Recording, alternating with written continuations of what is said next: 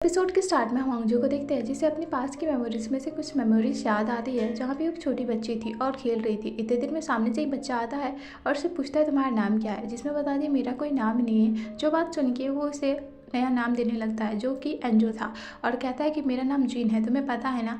और इसी के साथ हमारा सीन यही कट हो जाता है। तभी उसे अपना होश आ जाता है होंगजू को। तभी उसे याद आता है कि वो यहाँ पे क्या कर रही है। किसी तरह होंगजू अपने आप को स्टेबल करने की कोशिश करती है और उठने की कोशिश करती है। यहाँ पे हमें शिन्यू को दिखाया जाता है जो कि होंगजू को खोजते खोजते उस जंगल के पास आ गया था जहाँ पे होंगजू थी। और होंगजू को दिखाया जाता है जो कि हर तरफ से हेल्प मांगने की कोशिश करती है। तभी उसका फ़ोन रिंग करने लगता है जिसकी वजह से वो फ़ोन रिसीव करती है जहाँ पे शिन्यू से पूछ रहा था कि तुम कहाँ हो, जिसमें बता देती है कि मैं गड्ढे में फंस चुकी हूँ। और इतने देर में वो एड्रेस बता पाती तभी फ़ोन उसका बंद हो जाता है जहाँ से उसे पता चलता है कि उसका बैटरी डेड हो गया था। यहाँ पे हमें शिन्यू को दिखाया जाता है काफ़ी ज़्यादा वरिड था और हर जगह चिल्लाने लगता है होंगजू होंगजू। यहाँ पे हमें होंगजू को भी दिखाया जाता है जो चिल्लाने लगती है, हेल्प मांगने लगती है। इतने देर में वहाँ पे शिन्यू पहुँच जाता है जिसकी वजह से वो उसका हाथ आगे बढ़ाता है और कहता है कि चलो मेरा हाथ पकड़ो, ऊपर आ जाओ। अब जैसे वो हाथ आगे करती है तभी उसे फ्लैशबैक के कुछ सीन याद आते हैं जहाँ पे उसे पता चलता है कि इससे पहले भी वो गड्ढे में गिर चुकी है। अब ये चीज़ देख के वो बहुत ज़्यादा हैरान हो जाती है। तभी हमें घर का सीन दिखाया जाता है जो कि वार्तालाप ले रही थी और सोच रही थी कि उसे ऐसे सपने क्यों आ रहे हैं कि वो शिन्यू से मिल चुकी है। इसके बाद हमें शिन्यू को दिखाया जाता है जो कि घर के बाहर ही था और उसे कहता है तुम्हारी हालत कैसी है, जिसमें वो बोलती है कि मैं ठीक हूँ। अब तभी वो बहुत ज़्यादा डरने लगता है, कहता है कि तुम्हें पता है मैं काफ़ी ज़्यादा वरिड था तुमको लेके, मुझे लगा मैंने तुम्हें खो दिया। अब ये बात सुन के वहाँ पे होंगजू उसे शांत करने की कोशिश करती है और कहती है कि तुम्हें पता है तुमने एक दफ़ा मुझसे कहा था कि तुम्हें मेरे सपने आने लगते हैं, बट मुझे लग रहा है कि मुझे 20 दफ़ा तुम्हारे सपने आ रहे हैं, मुझे समझ में नहीं आ रहा है ऐसा क्यों हो रहा है। अब ये बात सुन के वहाँ पे शिन्यू साइलेंट हो जाता है क्योंकि उसे समझ आ ही जाता है कि होंगजू को अपने सपने आने लगे हैं, जिसकी वजह से वो काफ़ी ज़्यादा डर जाता है और उसे हक करने लगता है। इसके बाद दोनों को बेड में दिखाया जाता है जहाँ पे शिन्यू उसे सुलाने की कोशिश करता है और कहता है कि डरो मत, मैं यहाँ पे हूँ। जिसमें होंगजू कहती है कि मैं बहुत ज़्यादा ब्रेव हूँ, जिसमें वो बताता है कि मुझे पता है तुम्हें काफ़ी ज़्यादा डर लग रहा है और उसे सोने के लिए कहता है। इसके बाद वो सो जाती है और वहाँ पे शिन्यू उसे सुला के वहाँ से चला जाता है। इसके बाद हमें नेक्स्ट मॉर्निंग का दिखाया जाता है जहाँ बॉन मैरोस की फोटोज वायरल हो गए थे तो मिस्टर कॉन्ग कहने लगते हैं कि मुझे लगता है ये गार्डन ओनर की वाइफ का होगा जो उसने अपनी बेबी को दफना दिया होगा। अब ये बात सुन के वहाँ पे होंगजू की कलीग काफ़ी ज़्यादा डरने लगती है और कहने लगती है कि अच्छा हुआ कि हमने उसके साथ कोई भी कॉन्टैक्ट नहीं रखा। इसके बाद हमारा सीन शिफ्ट होता है जहाँ पे हमें होंगजू को दिखाया जाता है जो कि कन्वीनियंस स्टोर में लंच करने आई हुई थी। इतनी देर में वहाँ पे यून का कॉल आता है। अब यून का कॉल देख के वहाँ रिसीव करती है तो जहाँ पे यून से पूछता है क्या तुम मेरे साथ लंच करने चलोगी, जिसमें वो कहने लगती है नहीं। अब तभी सामने देखती है जहाँ पे यून था। अब यून को देख के वो समझ जाती है। इसके बाद वो लोग सबवे चले जाते हैं जहाँ पे वो दोनों खा रहे थे। अब वो पूछने लगता है कि तुम अकेले क्यों खा रही हो, जिसमें कहने लगती है मैं बचपन से अकेले ही खाती हूँ। इसके बाद यून पूछता है कि तुम्हारे हाथ में चोट कैसे लगी, जिसमें वो कहने लगती है ये तो छोटा मोटा चोट है, उसे कुछ नहीं बता रही होती। अब ये बात सुन के वहाँ पे यून को समझ में आ जाता है जिसकी वजह से उसे कुछ नहीं पूछता। अब हमारा सीन शूट होता है जहाँ पे हमें होंगजू को दिखाया जाता है जो कि सीसीटीवी कैमरा लेने के लिए कन्वीनियंस स्टोर में आई थी जहाँ की ओनर उसे बताती है कि एक लड़का भी यहाँ पे आया हुआ था, जिससे उसे पता चल जाता है जो कि शिन्यू था। इसके बाद जैसे सीसीटीवी कैमरा चेक करती है जिससे उसे पता चलता है जो कि गार्डन ओनर थे, जिसकी वजह से वो डायरेक्ट उनके जगह पे पहुँचती है जहाँ से उसे पता चलता है कि ये दरवाज़ा लॉक है। अब जैसे अंदर देखने की कोशिश करती है और पीछे मुड़ती तो सामने से उसे लगता है कि वो गार्डन ओनर, जिसकी वजह से वो काफ़ी ज़्यादा डर जाती है जो कि शिन्यू था। अब शिन्यू वहाँ देख के उसे कहने लगता है तुम यहाँ पे क्या कर रही हो, जिसमें बताती है कि मुझे पता है कि तुम भी सीसीटीवी कैमरा देख के यहाँ पे आए हो।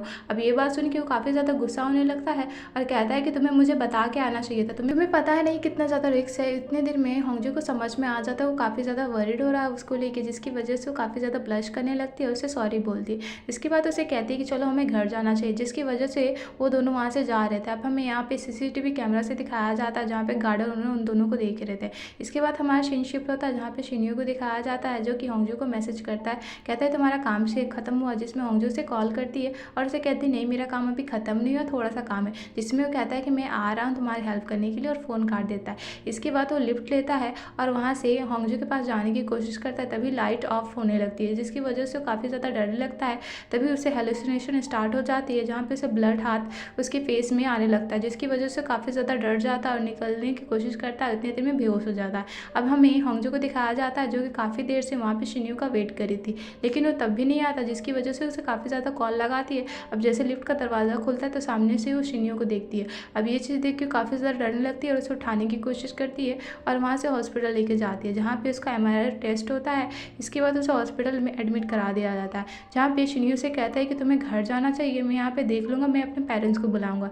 जो बात सुन के वो कहती है कि मुझे पता है कि तुम अपने पेरेंट्स को नहीं बुलाना चाहते। जिसने उसका हाथ पकड़ता है उसे कहता है प्लीज़ तुम यहाँ से चली जाओ और मेरा टेंशन मत लो, जिसकी वजह से उसे ना चाहते हुए भी जाना पड़ता है।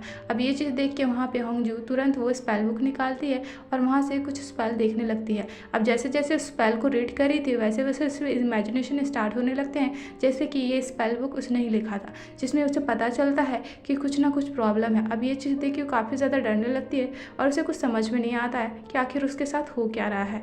इसके बाद हमारा सीन शिफ्ट होता है जहाँ शिनियो ऑफिस जा रहा था और उसे फ़ोन लगाता है होंगजू को और कहता है कि क्या तुम मुझसे मिलने आओगी, जिसमें वो मना कर देती है और फ़ोन काट देती है। अब ये चीज़ देख के वहाँ पे शिनियो को काफ़ी ज़्यादा गुस्सा आता है। अब जैसे ऑफिस जाता है तो वहाँ पे पता चलता है कि होंगजू उसके ऑफिस में थी और दरवाज़ा लॉक कर देती है और कहती है कि कल रात को हमारे साथ कुछ नहीं हुआ था।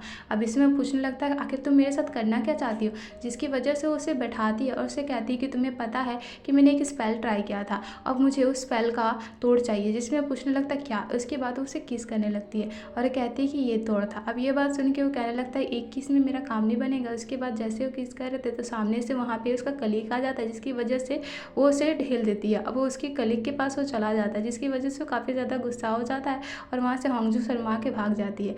अब वो जाके अपने टेबल में बैठता है तो वहाँ पे उसका कलीग उसे कहने लगता है कि तुम्हें ऐसे प्रिटेंड करना बंद करना चाहिए कि मुझे कुछ पता नहीं। और इसके बाद वहाँ पे शिनियो काफ़ी ज़्यादा हंसने लगता है। अब हमें नेक्स्ट सीन दिखाया जाता है जहाँ पे शिनियो अपने फादर के साथ मेयर से मिलने आया हुआ था, जहाँ पे मेयर उसे कहने लगते हैं कि मुझे पता है कि तुम किसी और को लाइक करते हो, लेकिन मेरी बेटी तुम्हें लाइक करती है और तुम दोनों का शादी होगा ही। अब ये बात सुन के वो कहने लगता है कि आप लोगों ने जब डिसाइड कर लिया है तो मैं यहाँ से चला जाता हूँ। इसके बाद वो डिनर करने के लिए जाता है, जहाँ पे एक टेबल बुक करता है, जहाँ पे नायन को भी बुलाता है। नायन उसे देख के काफ़ी ज़्यादा खुश होने लगती है और कहती कि मुझे पता था कि तुम मेरे पास वापस आओगे। ये बात सुन के कहने लगता है अभी तुम रुको। इतनी देर में वहाँ पे लिन आता है। अब लिन को वहाँ पे देखो काफ़ी ज़्यादा हैरान हो जाती है। अब लिन भी उन दोनों को देख के काफ़ी ज़्यादा हैरान हो जाता है। तभी वहाँ पे शिनियो उसे बैठाता है और कहता है कि तुम्हें पता है 15 नवंबर की रात तुम दोनों इसी टेबल में मिले थे ना। जो बात सुन के नायन कहने लगती कि तुम्हें गलत फहमी हो रही है, जिसमें वो कहने लगता है तुम्हें पता है तुमने होंगजू का फ़ोटोज़ मुझे दिखाया था, अब उस फ़ोटोज़ की वजह से मुझे पता चला कि तुम दोनों का अफेयर चल रहा है। वहाँ पे नायन उसे सफाई देने लगती है। तभी वहाँ पे लिन आता है और कहता है कि क्या आप तुम मुझे मारना चाहोगे। अब इसमें कहने लगता है नहीं, मैं तुम्हें क्यों मारूंगा, तुम दोनों की जोड़ी काफ़ी अच्छी है। और उसके बाद ये बोल के वहाँ से चला जाता है। यहाँ पे हमें होंगजू को दिखाया जाता है जो कि अपने घर की तरफ जा रही थी, तो वहाँ पे एक आदमी को देखती है। अब उस आदमी से पूछती है कि आप कौन है, जहाँ पे उसे पता चलता है वो यून के फादर थे, जिसकी वजह से वो अंदर जाती है और उसे ड्रिंक सर्व करती है, जहाँ पे वो लोग पीने लगते हैं। इतने दिन में वहाँ पे यून आ जाता है। जो चीज़ देख के वो यून काफ़ी ज़्यादा गुस्सा होने लगता है और वहाँ पे होंगजू को ऊपर भेज देता है। अब जैसे वो ऊपर जाती है तो वो अपने फादर को कहने लगता है कि आपकी हिम्मत कैसे हुई यहाँ आने की। अब हमें यून को दिखाया जाता है नेक्स्ट मॉर्निंग के दिन, जहाँ पे उसके फादर से पैसे मांग रहे थे। इसके बाद मेयर उसे बुलाते हैं और कहते हैं कि कंस्ट्रक्शन का काम हो रहा है, मैं चाहता हूँ ये डील तुम किसी और कंपनी को सौंप दो। ये बात सुन के वो कहने लगते हैं कि नहीं, हम लोग ऐसे करेंगे तो रिस्क उठेगा। जिसमें कहने लगता है रिस्क जरूर उठेगा, लेकिन हम दोनों का फ़ायदा होगा और मैं तुम्हें 30 बिलियन वॉन दे सकता हूँ। इसके बाद हमें टीम डिनर का दिखाया जाता है, जहाँ पे सभी लोग टीम डिनर कर रहे थे।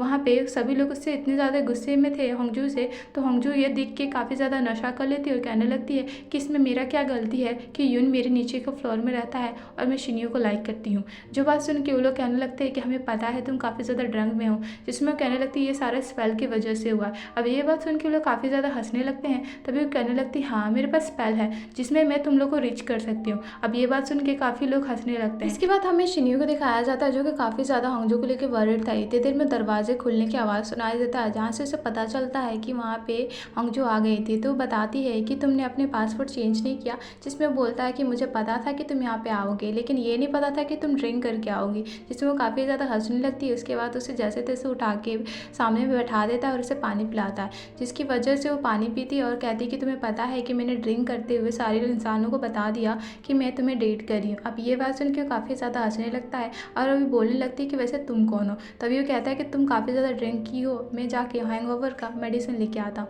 लेकिन उसे रोक देती है और कहती है कि तुम यहाँ पे बैठो, मुझे तुमसे बात करनी है। उसके बाद जैसे हो जाता है तो वहाँ पे होंगजू कहने लगती है कि तुम्हें पता है तुम काफ़ी ज़्यादा रिग्रेट करने वाले और उसका क्लोज चाहती है। तो वहाँ पे शिनियो को लगता है कि कुछ होने वाला, इतने देर में वो सो जाती है, जिसकी वजह से वो काफ़ी ज़्यादा ज़्यादा हंसने लगता है और उसके बाद उसे बेड में लिटा देता है जहाँ पे वो सो गई थी। अब ये चीज़ देख के वो भी साइड में सो जाता है। अब जैसे वो सो जाता है तो इतने देर में वहाँ पे होंगजू की आंखें खुलती है। अब जैसे उसकी आंखें खुलती है तो उसे नर्वस होते हुए देखती है। अब जैसे उसके फेस पे हाथ रखती है तो उससे इमेजिनेशन स्टार्ट हो जाती है, जहाँ से उसे पता चलता है कि जिसका रेड ब्लड का हाथ उसके फेस में घूमता था वो खुद का था। अब ये चीज़ देखिए वो काफ़ी ज़्यादा डर जाती है। अब हमारे नेक्स्ट मॉर्निंग का सीन दिखाया जाता है जहाँ पे शिन्यू उठता है और होंगजू को नोटिस नहीं कर पाता वहाँ पे, और उसके बाद उसे कॉल लगाता है जहाँ पे उसकी मदर उसे बर्थडे भी बुलाती है, लेकिन होंगजू उसका फ़ोन रिसीव नहीं करती। अब इसके बाद उसका घर जाता है जहाँ पे वो हर जगह उसे खोजने लगता है। तभी वहाँ पे होंगजू उसे कॉल करती है और एक जगह उसे मिलने को बुलाती है। इसके बाद शिन्यू वहाँ पे पहुँचता है और उसे कहने लगता है तुम बिना बताए ऐसी जगह पे कैसे आ सकती हो, जिसमें वो कहने लगती है कोई बात नहीं, और उसके बाद उसको हक करने लगती है। इसके बाद उसे कहती है क्या तुम मेरे साथ कहीं चलो गई। इसके बाद हमारा सीन शिफ्ट होता है जहाँ पे हमें बर्फ़ की जगह पे दिखाया जाता है। शिन्यू से कहता है कि मेरे फादर का बर्थडे, क्या तुम चलोगी, जिसमें वो कहने लगती नहीं, अगर मैं सच कहूँ तो मैंने तुम्हें इसलिए बुलाया है क्योंकि मैं तुमसे ब्रेकअप करना चाहती हूँ।